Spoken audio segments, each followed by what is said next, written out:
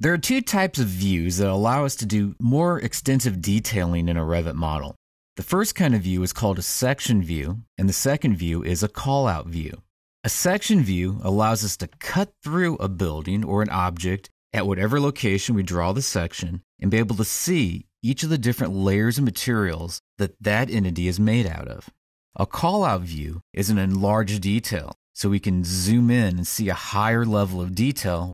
In this instance, we're going to take a look at both a section and a call-out view, and then review how each of those are placed.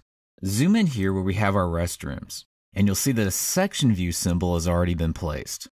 The first thing we need to do is either double-click on the circle, or under your project browser, look underneath the category of sections for section main building, and then double-click on that view.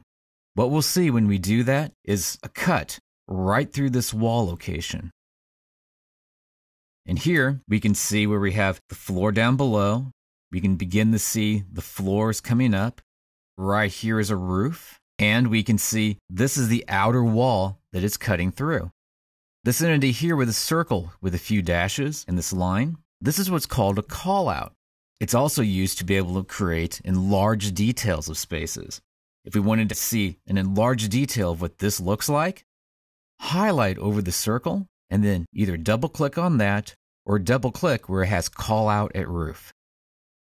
And this will take you to an enlarged detail of this particular area. What you would do in this case, once you had the enlarged detail, you would come back in using drafting tools to finish it off so it's created just the way that it should look as far as when the building is constructed. Now, this is how we place these inside of our plans. I'm going to click the X up here in the corner of each of these views until I get back to the floor plan view. Zoom out, and now let's come out to this building, and it's a garage out here at the outside. Select on the View tab, and then pick on Section. We're going to create a section through one of these walls.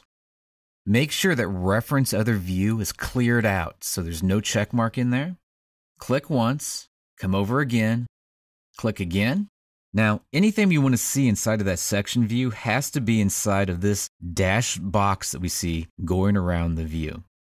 If we'd want this window to be inside of the view, we would have to pull this down so that the window was actually crossing over this line right here. If we don't want to see the window in the view, we would pull it up, and now the window would no longer be inside of this view. Now, to see the section itself, once again, move over here, and then either double-click where right now it says Section 1, or double-click where the circular part of this section symbol is at. And this will take us to a section going through that part of the building. Now that we've done that, we can look over here and we can see the scale is 3/16 of an inch equals 1 foot. We could change that by clicking on the scale and picking any scale that we'd want off of the list. In this case, I'd like to give it a more traditional wall section scale. I'm just going to choose 3/4 of an inch equals a foot off of the list. We couldn't see much of a change on the screen, but it did change the overall scale of everything that was drawn. Unfortunately now, we're not seeing too much detail. We're seeing some concrete pattern here, but that's about it. Next thing I'd like to do is right next to the scale, there's an option that says detail level, and it's currently set to coarse. Change that from being coarse to a fine level of detail. Now we can see each layer of material that makes up this wall.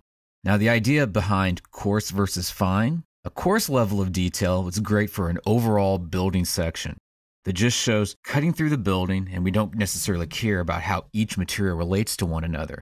A coarse level of detail, on the other hand, will give us a finer level of detail, so we'll be able to see each layer of material that makes up items like this wall. The next thing I'd like to do a detail of, or actually in this case, it'll be called a call out of, will be this location here where the wall comes up and hits the roof. To do that, underneath the View tab, we're going to select on Call Out. Click once, hold your mouse button down, then you can let go of the mouse button, and then when you have this windowed around this general area, click again, and zoom in a little bit. What this is going to do is it's going to create what's called a call-out view just in this area. Move down, double-click where the circular shape is at, and now we can see an enlarged detail of this particular area, ready for us to be able to put in such things as maybe insulation, individual brick coursework, as well as a top plate here to support the roof on top of the wall. So your sections and callouts, their purpose is to give us a better indication of how these walls come together, how the different materials come together, and enlarge these so that we can get a fine enough level of detail that we can easily communicate the design without each of these items being too small to be able to see.